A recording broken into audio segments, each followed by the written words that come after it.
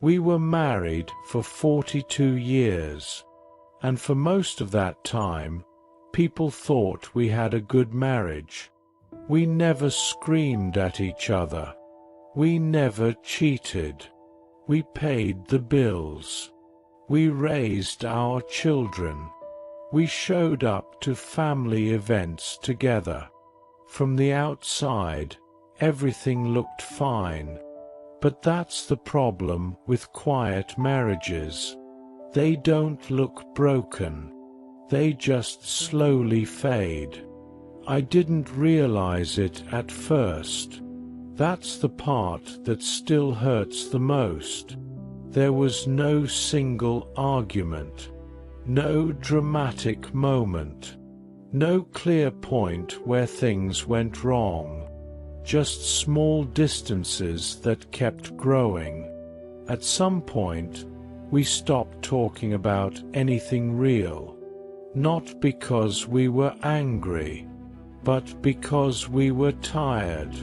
Conversations became practical. Schedules, groceries, appointments. We talked all day, without ever truly connecting. I told myself this was normal, that long marriages naturally become quieter, that passion gives way to stability. And maybe that's partly true. But stability without intimacy turns into loneliness, even when you're not alone. We sat at the same table every night. 2 plates, 2 glasses, the same routine. But there was a silence between us that no one else could see. I remember one evening very clearly. We were sitting in the living room, both reading. The house was quiet, peaceful, even. And suddenly it hit me. If she stood up and left the room, nothing inside me would change. That realization scared me more than anger ever could, because anger means you still care.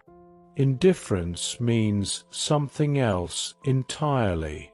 We didn't stop loving each other. We stopped choosing each other. Little by little, we stopped asking questions, stopped being curious, stopped sharing thoughts that weren't necessary. We became efficient partners instead of intimate companions. And efficiency is a terrible replacement for love. Years passed like that. Children grew up. The house got quieter. Responsibilities slowly faded. And with them, the distractions disappeared. That's when the silence became impossible to ignore. One night, she said something simple. She looked at me and asked, "Do you ever feel like we're just roommates now?" She didn't sound angry. She sounded tired. I wanted to say no. I wanted to reassure her. I wanted to lie. But something in me finally broke. I said yes. And for a long moment, neither of us spoke. Not because the truth was shocking, but because we both knew it had been true for a long time.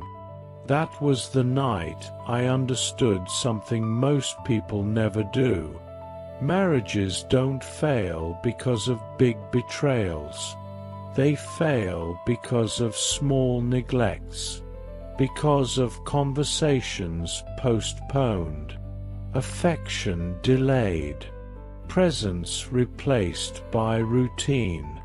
We kept waiting for a better time, when work slowed down, when the kids were older, when life felt easier. But life never really does. There is always another obligation, another reason to postpone connection. I wish someone had told me this earlier. Love doesn't survive on good intentions. It survives on attention. You don't drift apart in 1 year. You drift apart in inches, and those inches feel harmless until they become miles. We tried to talk more after that night. Sometimes it worked. Sometimes it didn't. But even the uncomfortable conversations mattered, because they reminded us that we were still human to each other, still capable of honesty, still capable of choosing. I don't tell this story because it has a perfect ending. I tell it because it's real. Some marriages don't explode. They erode. Quietly, politely, respectfully. And that makes them even more dangerous, because no one warns you. If you're watching this and you're married, ask yourself something honestly. When was the last time you truly saw your partner? Not as a role, not as a responsibility, but as a person. When was the last time you asked how they were really doing and waited for the answer? Love doesn't disappear because of hate.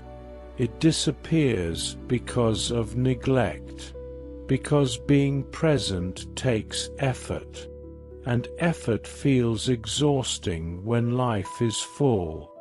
But regret is heavier than effort. I carry that lesson with me now. Time doesn't give refunds, and marriage doesn't run on autopilot. If you still have time, use it. Sit closer. Ask more questions. Say what you feel before it hardens into silence. Don't wait for a crisis to rediscover each other, because one day you may wake up next to someone you've known for decades and realize you don't really know them anymore. And that's a loneliness no one prepares you for. Before the last day comes, choose your marriage again. Not loudly, not dramatically, just intentionally.